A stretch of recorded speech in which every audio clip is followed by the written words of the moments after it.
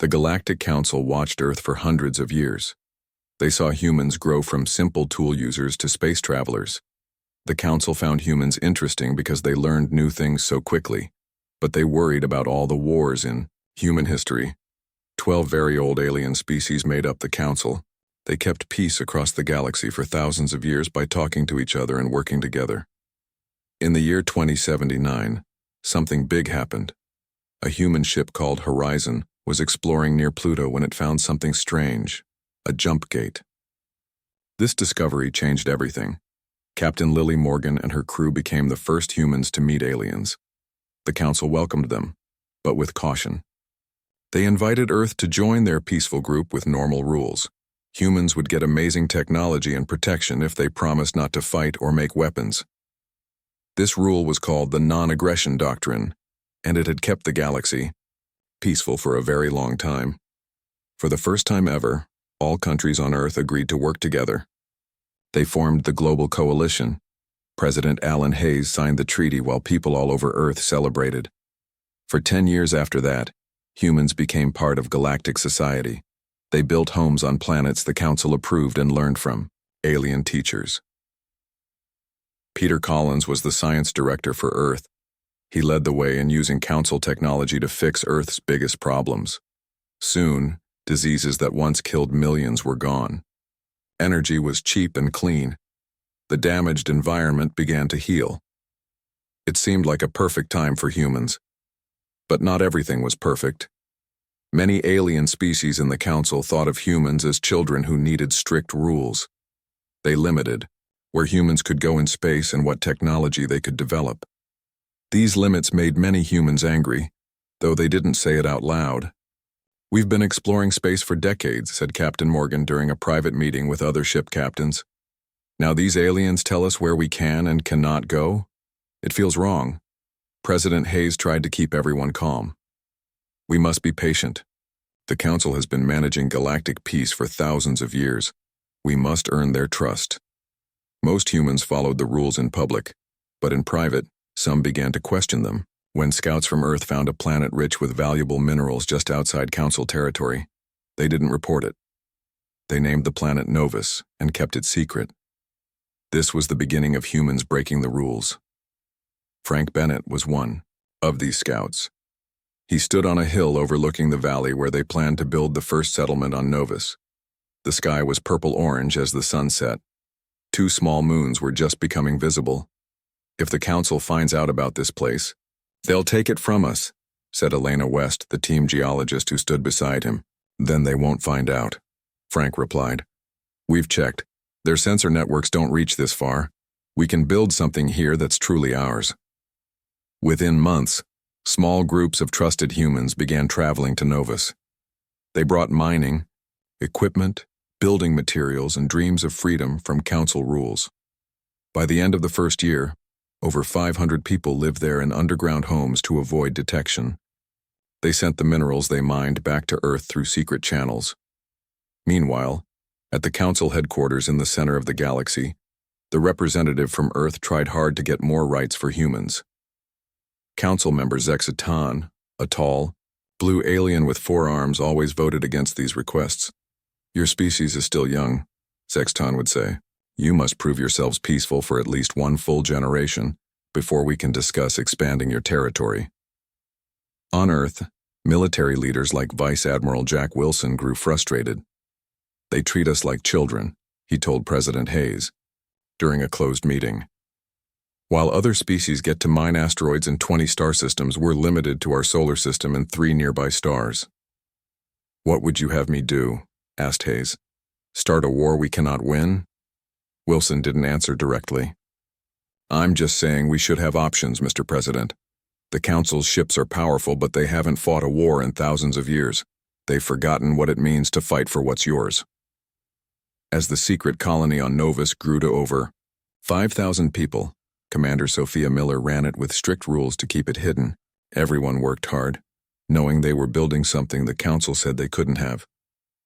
Dr. Olivia Barnes, Earth's top expert on alien technology, visited Novus secretly. She walked through the underground city, impressed by what she saw. "We've built all this without their help," Miller told her proudly. "And we've found ways to improve some of their designs." Dr. Barnes nodded. "The Council gives us basic technology but holds back the best parts. They don't want us advancing too quickly." "Why?" asked Miller. "What are they afraid of?" "Us," Barnes said simply. "They're afraid of us. They've read our history. They know that humans fight for what they believe in. The Council species gave up fighting long ago. They use rules and politics instead of strength." That night, looking at the strange stars above Novus, Dr. Barnes made a decision. She would take what she learned from Council technology and make it better. She would find ways to protect human colonies, even from Council ships if needed. Back on Earth, more people joined the secret plan. Some built hidden factories in the asteroid belt. Others changed Council designs to make them more useful for humans. Everyone involved knew they were breaking the rules, but they believed humans deserved the same rights as other species. The Council remained unaware of these activities. They continued to see humans as helpful but primitive allies who needed guidance. This mistake would soon change the galaxy forever. 5 years passed since humans joined the Galactic Council. The secret mining colony on Novus had grown bigger than anyone planned. Over 20,000 people now lived there in a mix of underground homes and surface buildings hidden in deep valleys. Commander Sophia Miller still ran the colony, making sure everyone followed strict rules to stay hidden from Council ships. "We've built something amazing here," she told her second-in-command, Daniel Grant, as they looked at the main cavern. Hundreds of people moved around the underground market, trading goods and talking. Children played in a park with artificial sunlight that looked almost real. "But for how long can we stay secret?" asked Daniel. "The colony gets bigger every month." Miller nodded. She knew he was right. "Our shields and sensors will warn us if Council ships come near. We'll have time to hide the surface buildings." What no one knew was that the star Novus circled was not as stable as they thought. Council scientists had marked this solar system as dangerous hundreds of years ago, which was one reason they hadn't claimed it. 3 days later, the star flared, without warning. The burst of energy hit Novus like a hammer. The colony's shields struggled to block the radiation. Power systems failed across the settlement. In the control center, emergency lights flashed red. "Damage reports coming in from all sectors," said Daniel, his face pale in the emergency lighting. "Main power is down. Backup systems are failing." Miller made a hard choice. "Send the emergency signal," she ordered, "to Earth and to the nearest Council station. We have too many people here to risk losing more systems." "But the Council will find out about us," Daniel said. "Better than watching our people die," Miller answered. The emergency signal went out, traveling faster than light through the jump gate network. It reached Earth and Council monitors at the same time. "Emergency at Human Settlement Novus. Critical systems failure after solar flare. Request immediate assistance." On the Council station, High Counselor Zex Tan received the message with 4 of his blue arms crossed, a sign of displeasure in his species. "Novus?" he said to his aides. "We have no record of a human settlement called Novus." He checked the star maps. "This system is outside human territory. They have broken the treaty." He sent orders immediately. "All Council peacekeepers in the area divert to these coordinates. Secure the illegal colony and prepare for evacuation. This is a Class 3 violation of Council space." The first ships to reach Novus were 3 small Council vessels. They landed outside the colony as Miller and her team worked to fix the damaged systems. Power was back in some sections, but many people were hurt from equipment that exploded. During the flare, Officer Lan of the Council peacekeepers was the first to step out. He was from a reptile-like species with green scales and a rigid sense of rules. He didn't speak to Miller as a fellow leader, but as a lawbreaker. "This colony is illegal," he said. "All humans must leave immediately. All equipment will be confiscated, as penalty for violating Council space." Miller tried to explain. "We have injured people who can't be moved yet. We need a few days to—" "The Council's orders are clear," Lan interrupted. "Evacuation will begin now. If you resist, we will use force." When Miller asked for just 48 hours to treat the injured and safely power down sensitive equipment, Lan refused. Instead, he sent his troops to the colony's power center. They began shutting down systems without checking what was connected to them. "Stop!" Daniel shouted. "The medical bay is on that circuit. We have people on life support." The council troops didn't listen. They followed their standard procedures for dealing with illegal settlements, treating all resistance as criminal. When a group of miners tried to stop them from entering a critical area, the peacekeepers used stun weapons. In the confusion, something went wrong. Some said a peacekeeper's weapon hit a power junction. Others blamed damaged equipment from the solar flare. Whatever the cause, the colony's main reactor lost containment. The explosion destroyed the central cavern and killed 342 humans and 3 council peacekeepers. The survivors were in shock. Council ships arrived to evacuate them, treating them more like prisoners than victims. Back on the main council station, Zexiton called an emergency meeting. The human representative, Ambassador Karen Lee, argued passionately. "This was an accident caused by your peacekeepers," she said. "They ignored warnings about critical systems." "Your people built an illegal colony," Zexiton replied coldly. "The explosion would never have happened if you had followed the rules. The council voted to punish humans for the Novus incident. They froze all human expansion. No new colonies could be built. No new technology would be shared until humans proved they could follow rules."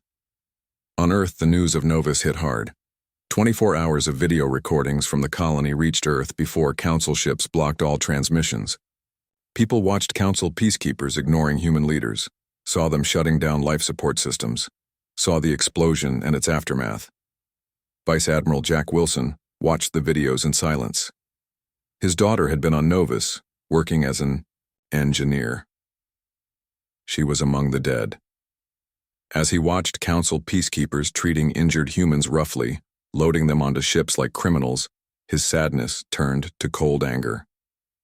"They see us as animals," he said to the other military leaders gathered in the room. "Not as equals." President Hayes called for calm. "We must work through diplomatic channels," he said in a worldwide address. "Violence is not the answer." But his words seemed hollow to many who had seen the Novus videos. Across Earth, people began to question the Council's leadership. If they treated humans this way when accidents happened, were they truly allies? In a secret base under the Pacific Ocean, Dr. Olivia Barnes worked with a team of engineers who had escaped Novus. They had brought something valuable, detailed scans of Council ships and weapons. "Their technology is advanced," Barnes told her team, "but not as advanced as they want us to think. I believe we can match it, maybe even improve on it. But we need time and resources." Vice Admiral Wilson visited the base a week after the Novus disaster. His eyes were hard, his voice steady. "You'll have everything you need," he promised Dr. Barnes. "The Council believes we'll accept their punishment and learn to obey better. They're wrong. What we'll learn is how to fight back." 3 months after the Novus disaster, Vice Admiral Jack Wilson drove his old truck down a dirt road in Montana. The mountains rose around him, their peaks white with early snow. He had grown up here, in this quiet corner of Earth far from the cities. Now it was the perfect place to meet without Council spies watching. The ranch house looked small from outside, but most of it was underground. 20 military leaders from Earth's different regions waited inside, along with scientists and industry leaders who questioned the Council's rules. They all stood when Wilson entered the room. "Thank you for coming," Wilson said. "I know the risk you take by being here." Among them was Dr. Olivia Barnes. Her team had been working day and night since Novus. "We've made progress with the technology," she told the group. "The Council isn't as far ahead of us as they claim." Wilson nodded. "That matches what our spies have found. The Council hasn't fought a real war in over 4,000 years. They've forgotten how. Their ships are designed for show, not battle." General Maria Diaz, who commanded Earth's Pacific forces, spoke up. "Even so, they have more ships than we do. Many more." "For now," said Gregory Patel, who owned Earth's largest spacecraft factory. "But they build ships slowly, for replacement. We can build for war." Wilson walked to a table in the center of the room. On it was a document they had all helped write over the past weeks. "This is what I call the Wilson Doctrine," he said. "It states one simple truth. Human destiny will be decided by human hands alone." The plan was dangerous, but clear. Earth would continue to act friendly toward the Council while secretly building up forces. They would establish hidden bases in nearby star systems. They would develop weapons the Council wouldn't expect. And when they were ready, they would declare independence. "The Council gave us a taste of the stars," Wilson said, "then told us to be happy with the crumbs from their table. I say we deserve a full seat at that table equal to any other species." Everyone in the room agreed to the plan. They would go back to their regions and begin the work in secret. For the next 2 years, the people in that room would lead the most complex project in human history, all hidden from the watchful eyes of the Council. Meanwhile, Dr. Barnes worked with her team in the underwater base. They had moved everything, from the Pacific location to beneath the Atlantic Ocean, just in case the Council had learned about the first base. "The key is understanding how their shields work," she told Wilson during his monthly visit. "Council ships use energy fields that block physical objects, but our tests show these fields exist partly in another dimension." "What does that mean for us?" Wilson asked. Dr. Barnes smiled. "It means we might be able to create weapons that shift between dimensions, weapons that could pass right through their shields." Wilson didn't understand all the science, but he trusted Barnes. "How long until you have something we can use?" 6 months for a prototype. A year for production models," she said. While scientists worked on weapons, Earth's factories built ships in secret. Deep in the asteroid belt, miners hollowed out large rocks. Inside these hollow asteroids, they built shipyards that Council sensors couldn't detect. The workers lived inside for months at a time, never sending messages that might be intercepted. President Hayes knew nothing about these activities at first. He continued to work through diplomatic channels, trying to get the Council to lift their punishment of humanity. Every appeal was rejected. Every request for a fair investigation of Novus was denied. A year after Novus, Hayes requested a private meeting with Wilson. They met in the White House garden away from all recording devices. "I've heard rumors," Hayes said quietly, "about secret projects, ships being built without my knowledge." Wilson didn't deny it. "Would you have approved if I had asked?" Hayes sighed and looked at the roses his wife had planted. "A year ago? No. But now?" He handed Wilson a data pad with the record of his latest meeting with the Council. "They don't see us as equals, Jack. They never will." "No, they won't," Wilson agreed. "Which means we have a choice. Accept a future where humans are second-class citizens of the galaxy, or take a risk for true independence." Hayes was silent for a long time. Finally, he asked, "How far along are you? What have you built?" Wilson told him everything. The ships hidden in the asteroid belt. The bases established in systems the Council rarely visited. The new weapons Dr. Barnes was developing.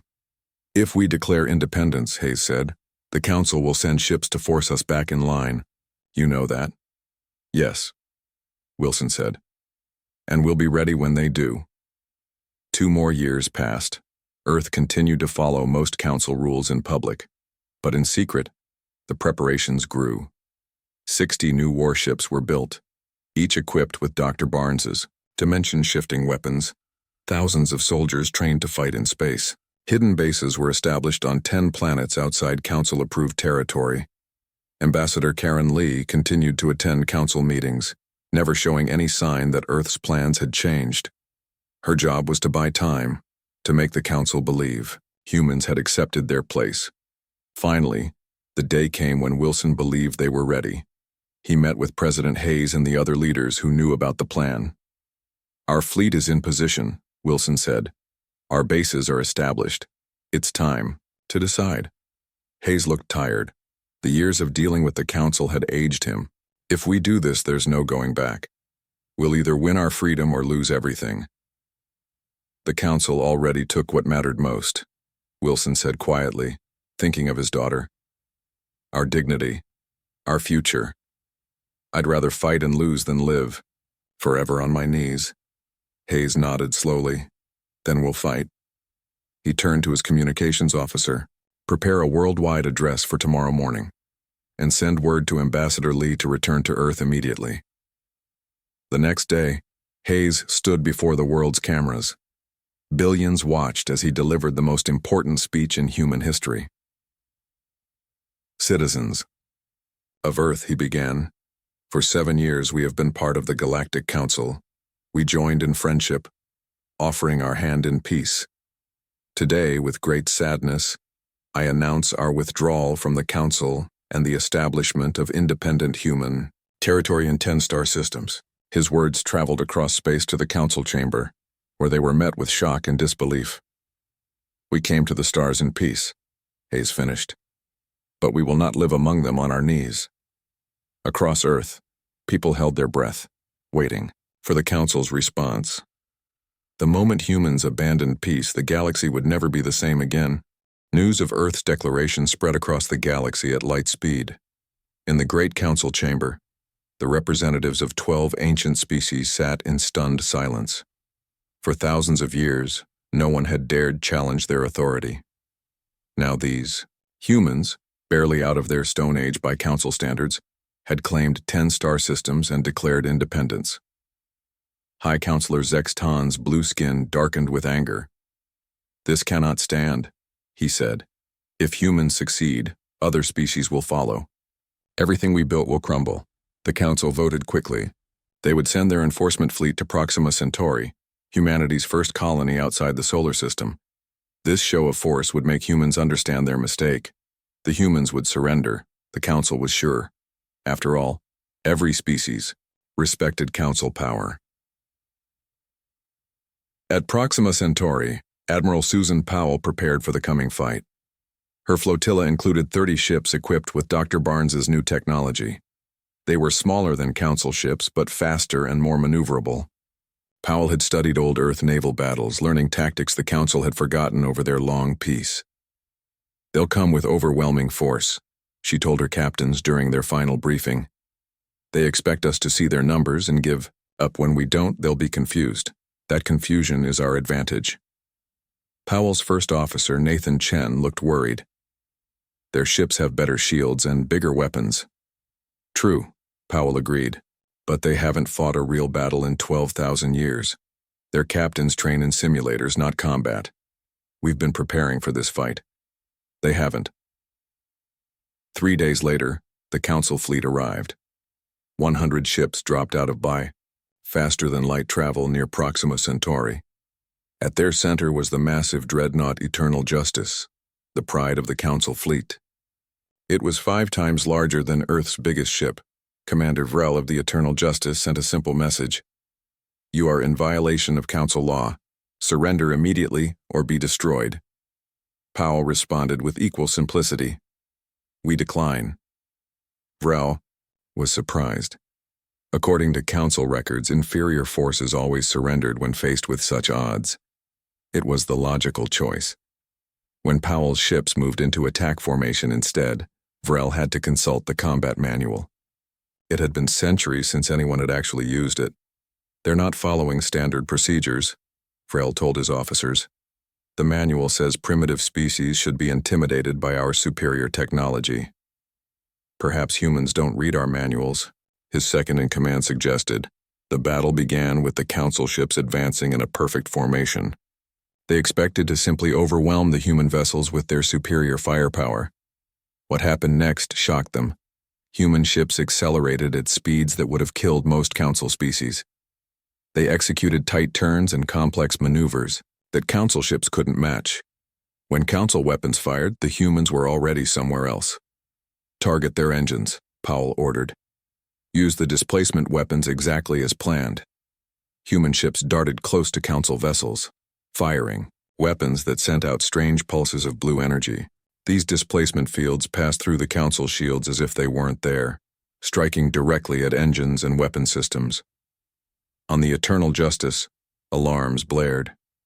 Shields are at full power, a crew member reported, but their weapons are bypassing them somehow. Engineering reports drive system damage. Vrel couldn't believe what was happening. His perfect formation broke apart as captains tried to deal with the unexpected threat. Some ships fired wildly, missing the fast-moving human vessels. Others bunched together for protection, making themselves easier targets.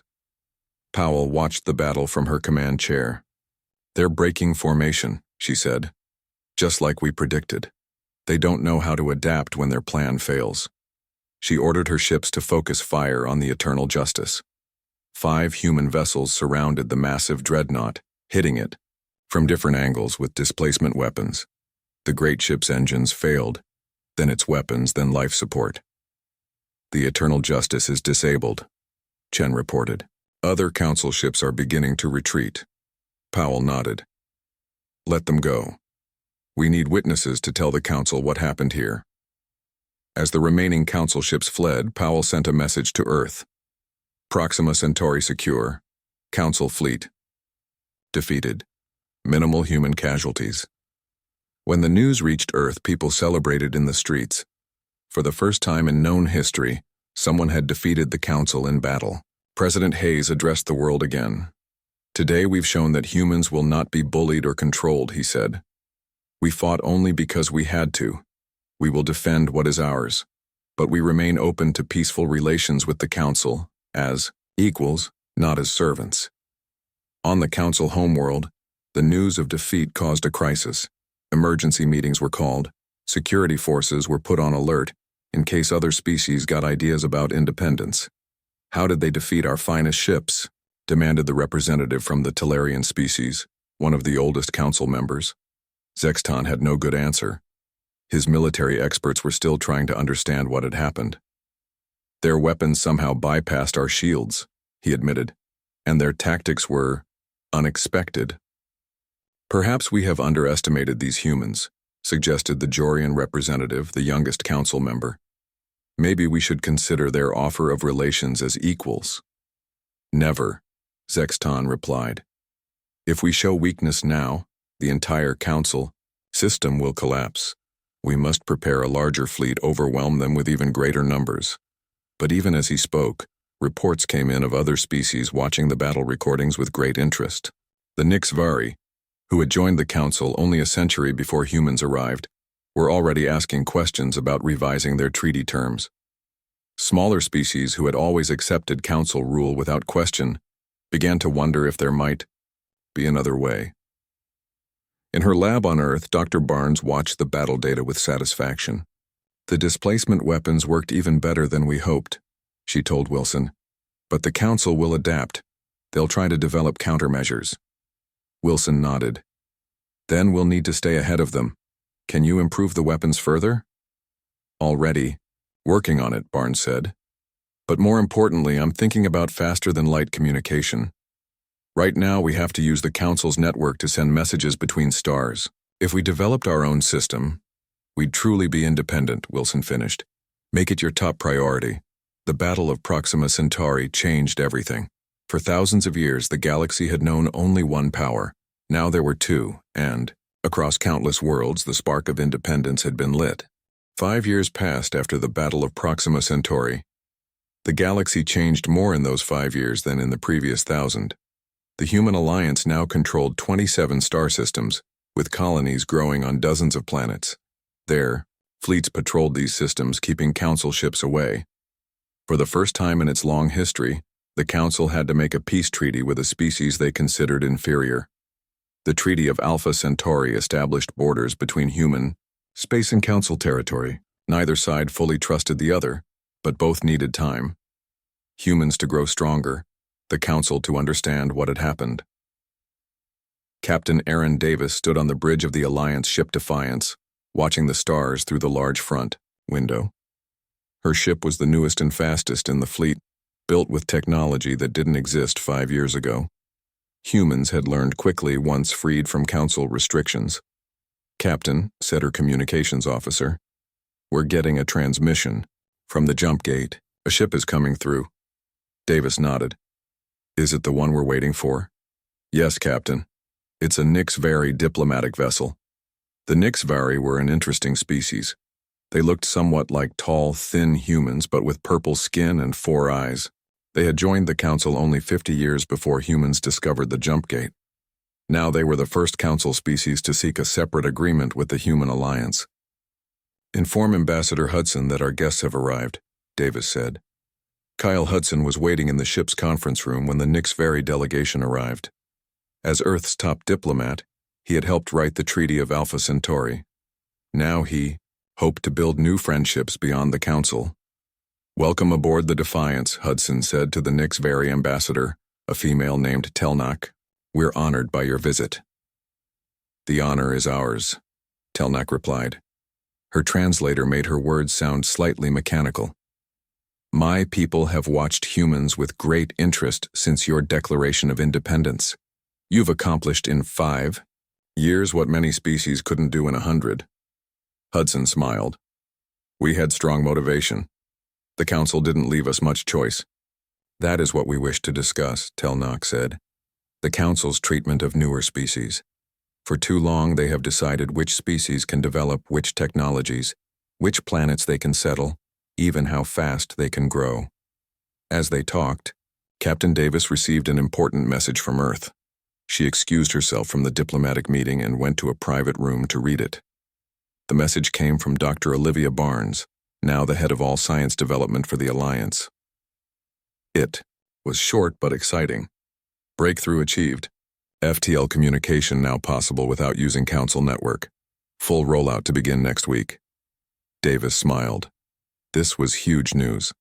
Until now, sending messages between stars required using the jump gate network the Council had built long ago. The Council monitored all communications through this network. With their own system, humans would have true privacy for the first time. She returned to the conference room where Hudson and Telnak were deep in discussion. "The Tellarites and Jorians have also sent informal messages to us," Telnak was saying.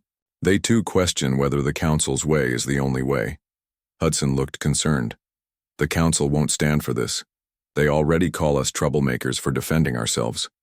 If more species join us, they might decide war is better than watching their system fall apart." "Perhaps that is what the galaxy needs," Telnak replied. "The Council has ruled for 10,000 years, keeping newer species down while the founding 12 enjoy all privileges. They call it peace, but it's control." Davis listened with interest. She had fought at Proxima Centauri as a junior officer. She knew the Council's power firsthand. "We don't want war," she said, "but we won't go back to being second-class citizens of the galaxy." Later that day, after the Nix-Vari returned to their ship, Hudson and Davis discussed what they had learned. "Things are changing faster than we expected," Hudson said. "We thought we'd stand alone against the Council for decades. Now other species want to join us." "The Council is already calling us disruptors and chaos bringers," Davis replied. "They blame us for making other species question the rules." Hudson smiled. "Maybe that's exactly what the galaxy needed. 10,000 years of peace enforced by the powerful over the weak. Species put into categories that determined their rights." A week later, Dr. Barnes's team activated the new faster-than-light communication system. For the first time, humans could talk between stars without the Council listening. It changed everything about how the Alliance operated. Ships could coordinate better. Colonies could ask for help without the Council knowing. The Council noticed the change immediately. Their monitoring stations reported a drop in human communications through the jump gate network. They realized humans had developed their own system, something the Council had kept for themselves for thousands of years. In the Grand Council chamber, the chronicler Ethlan added a new entry to the historical record. The humans continue to develop at an alarming rate. They have now created their own FTL communication system, something only the founding species have achieved before. Many Council members speak of reform, of changing the rules that have guided us for millennia. High Counselor Zextan read this entry with growing concern. The old order was slipping away. More species now openly questioned Council decisions. Some even spoke of leaving to form their own alliances, following the human example. "We must adapt or lose everything," his advisor told him. "The humans have shown there is another way to exist in the galaxy. We can fight them and risk destroying what we've built, or we can change." On Earth, at the site where the Novus Memorial once stood, a new monument was built. It showed a human hand and an alien hand reaching toward each other across a field of stars.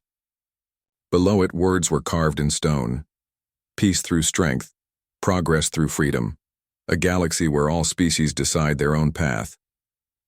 Admiral Jack Wilson, now old and in a wheelchair, attended the monument's dedication. He watched the ceremony, quietly, thinking of his daughter and all the others who had died at Novus. Their sacrifice had changed the galaxy forever. "We didn't bring destruction to the galaxy," he said to President Hayes, who sat beside him, "just to the chains that bound it." Hayes nodded. The council thought the moment humans abandoned peace, we would bring destruction. They were right in a way. We destroyed their control, their rules, their system that kept some species up and others down. But we're building something better in its place. Above them, the stars shone brightly. For the first time in 10,000 years, they belonged to everyone.